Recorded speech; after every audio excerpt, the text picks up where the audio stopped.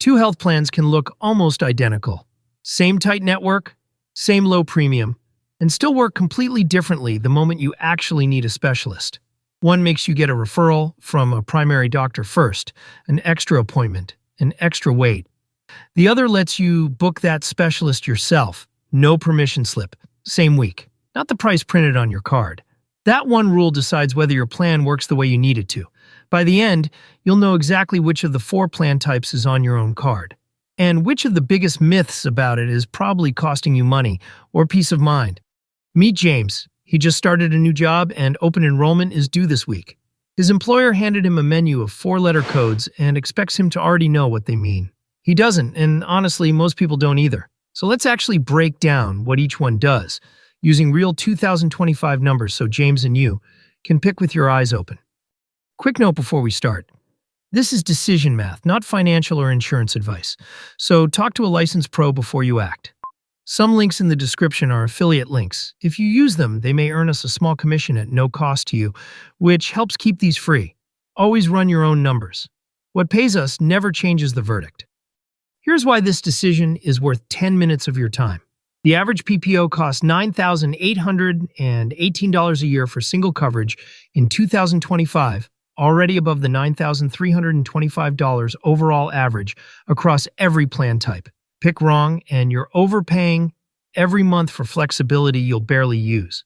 Or you're underpaying for a plan that won't let you see the specialist you actually need. So let's rank all 4 types honestly, using this year's real numbers, and figure out which letters are actually on your card. Most employers only offer 2 or 3 of the 4 anyway, so knowing the rules matters more than knowing every name. Forget the marketing name on your plan for a second. Every network type is really the answer to 3 yes or no questions. That's true no matter which of the 4 your card shows. Do you have to pick a primary care doctor? Do you need that doctor's referral before seeing a specialist? And are you covered at all if you go outside the network? Answer those 3, and you've basically identified your plan. That holds no matter what the card calls it, and no matter what your coworker's plan is called too. Your summary of benefits and coverage document has the actual answers in writing. Before the 4 plan types, here's the honest employer market picture for 2025. The single most common plan is the PPO at 46% of covered workers. Next is a high deductible plan with a savings option at 33%. But that's a deductible structure, not a network type, so it stays outside today's comparison. HMO sits at 12%. POS is the smallest of the 4 at 9%. And old-style conventional plans cover under 1%. So really, this video ranks the 3 network types, the 2025 survey measures, plus EPO, which it doesn't publish as its own separate number. Every share and dollar figure so far is pulled straight from this one annual survey, run since 1999. So you can go check it yourself instead of taking our word for it.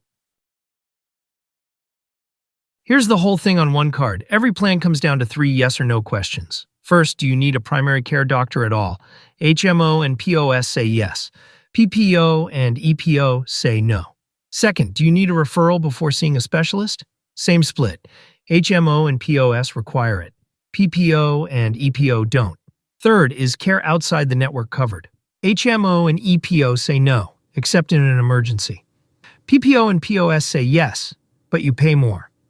And by enrollment, PPO is the biggest at 46%. HMO sits at 12%, POS is the smallest common type at 9%, and EPO simply isn't published as its own number in the 2025 survey. One important note before we run the numbers. A more expensive plan doesn't automatically mean better doctors or better hospitals. The premium gap mostly reflects network freedom and referral rules, not quality. A company's HMO and its PPO can share the exact same doctors and the exact same hospitals. Picture 2 coworkers, same employer, same year, choosing between the company's PPO and HMO for single coverage. The PPO runs $9,818 a year, about $818 a month, before any employer contribution. The HMO comes in below the $9,325 overall average. KFF doesn't publish an exact 2025 HMO dollar figure, but it's the cheaper of the 2. No referral on the PPO, a referral required on the HMO. And out-of-network, the PPO is covered at that higher cost we just walked through. The HMO isn't, except in an emergency. That's the real trade-off, price versus permission. And it's a personal call, not a universal one. If James already saw a specialist every month, that math would flip fast. One hedge on that referral rule. Some carriers and states exempt visits like a women's health checkup or a behavioral health appointment from the referral requirement, even under HMO rules. So typically, not always. Check your plan's summary of benefits before you assume either way, because the exceptions genuinely change what you can do without asking permission first. Now the network size myth. People assume EPO sits between HMO and PPO on network breadth. It doesn't, not really. On the marketplace, PPO plans average access to 53% of an area's physicians. EPO averages 38. HMO averages 37, almost identical to EPO. So EPO's real edge over HMO isn't a wider network. It's dropping the referral requirement completely. And don't assume every PPO is the big open network either. Narrow network PPOs exist specifically to keep PPO premiums competitive. Pull your own plan's provider directory before you assume either way. Myth, and the big one. People think PPO out-of-network coverage means you're protected wherever you go. Not really. In-network coinsurance typically runs 10 to 20%. Out-of-network, it commonly jumps to 30 to 50%. Say a bill comes to $5,000. In-network at 15%, that's $750. Out-of-network at 40%, that's $2,000. That's a $1,250 gap on the identical bill, before any balance bill gets added on top. One more catch. Some PPO plans set a separate, higher out-of-pocket cap for out-of-network care, or none at all. That safety net you're counting on may not be there when the bill is biggest, right when you need the protection the most. Quick pause. If seeing the actual rules behind your plan type is useful, and not just the marketing name, subscribe. It's the easiest way to catch the next one. 2 more myths, then the honest verdict. Myth. People assume you can always just choose a PPO if you want flexibility. On the individual marketplace in 2025, only 14% of plans nationally are PPOs, and 37% of Americans live in a state with zero marketplace PPO options at all. HMOs and EPOs dominate that market instead. Even the small group employer market only runs about 40% PPO. Buy off the exchange instead, forfeiting subsidies, and PPO share improves a bit, from 19% in 2023 to 23% in 2025, still a minority. PPO freedom is mostly a large employer story, not a universal one.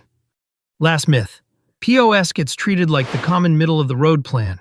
It's actually the smallest of the 4 in the employer market, just 9%, smaller than HMO's 12. It's real and worth understanding. It's just not the mainstream default people assume it is. One more thing. Every number in this video is linked in the description, pulled straight from the source. We do not make these up. Go check any of them yourself. So who actually fits where? HMO fits someone who's cost-focused and fine checking in with one doctor first. EPO fits someone who wants that same lower price without the referral step. PPO fits someone who wants to self-refer and occasionally go out of network. And POS fits someone who wants the HMO structure, just with an out-of-network safety valve, for the occasional exception. None of these are wrong. They're just built for different amounts of care.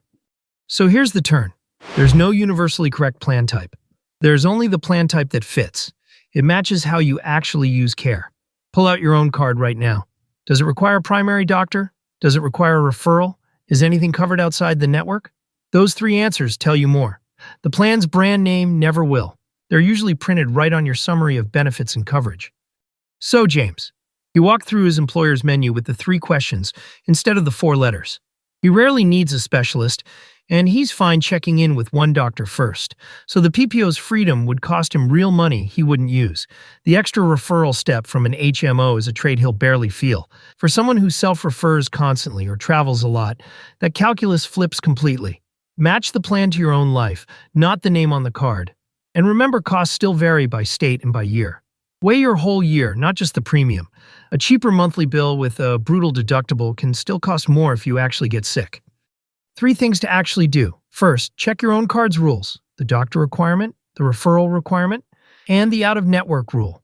Second, confirm your actual doctors are in-network before you enroll anywhere.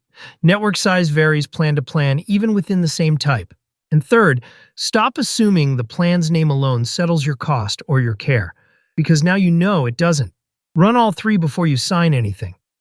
That's what actually decides your plan type. But knowing your network rules is only half the fight. The real damage happens when a bill lands from outside it. Next time, we run the honest math on in-network versus out-of-network, and the bills that blindside people who thought they were covered, with real numbers on what balance billing can actually cost. Thanks for watching. Subscribe so it finds you. See you there.